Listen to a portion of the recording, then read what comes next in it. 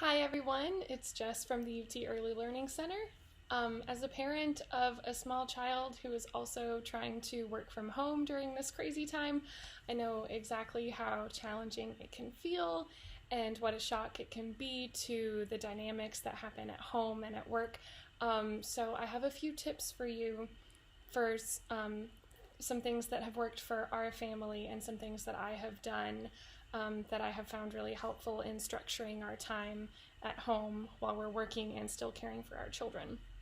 I do have some experience in the past working from home and teaching remotely while caring for a small child, and so I had some time to develop some of these strategies before I was thrown back into this by the crazy coronavirus situation.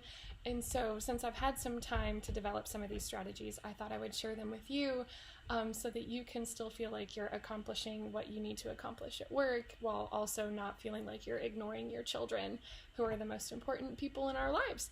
So tip number one, I have four, but this is tip number one, is to try to accept that change is going to happen. So when we change our work environment and we change the dynamics of our family and how we're working together at home, things might feel a little tense, people's emotions might go up and down, and just accepting that this is the reality of our situation and that we will get through it because we have gotten through 100% of our hardest days thus far.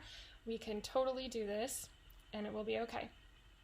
Tip number two is to be completely present anytime you can with your child and avoid giving half attention throughout the day. So what I mean is, at our home, what seems to work best is Emmett wakes up really early in the morning, like at 6 o'clock. And so from 6 o'clock to like 9:30 when he has his morning snack, it is all mommy and Emmett time. And we are focused and we are playing together. And I'm not looking at my phone. I'm not sending emails. I'm not checking that stuff. It's just mom and Emmett time. We're going to start our day on the right foot, make sure my child is having his needs met, and make sure that I'm not feeling like I'm ignoring my child, because that stresses us out too when we're trying to work and we feel like we're not doing the best that we can for our children.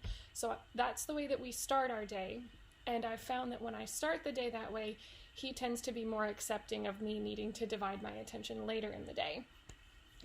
So I would encourage you, anytime that you're able, to just put the computer down, put the phone down, and focus completely on your child for like 15 or 20 minutes.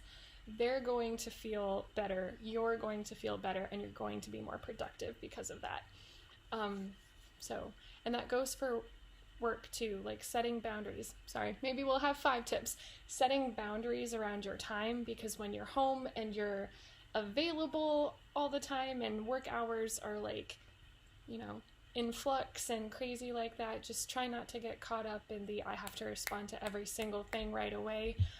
Set boundaries around your time, and when you're with your children, just be with your children. Okay, number 3, prioritize tasks that must be done without your children present for times that they will be naturally, occupied otherwise. For instance, important meetings that need to happen, or important things you need to do in terms of using specific equipment or whatever. Try to do that when children are either napping, or before they wake up, or after they go to bed, or when they're otherwise occupied doing like a favorite activity.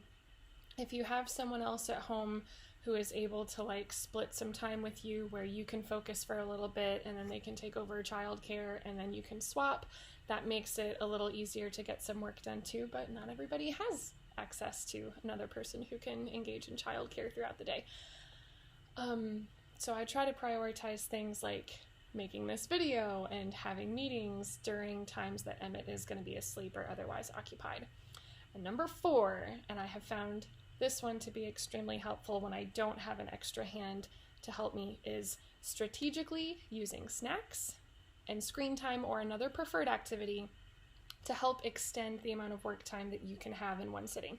So for instance, in our house, when it's almost lunchtime, around 11 o'clock or so, I'll get out my computer, I will let Emmett use an iPad with some educational apps on it, and we'll both sit down and we'll work on our computers. And he gets really excited thinking he's doing work just like mom is doing.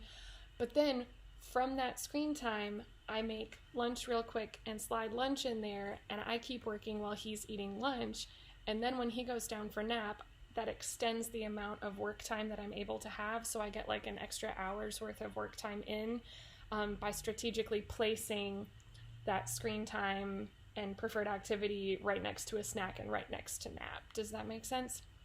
So those are a couple of tips that I have found really helpful when trying to balance working and childcare at home, and I hope they're helpful to you. And if you have worked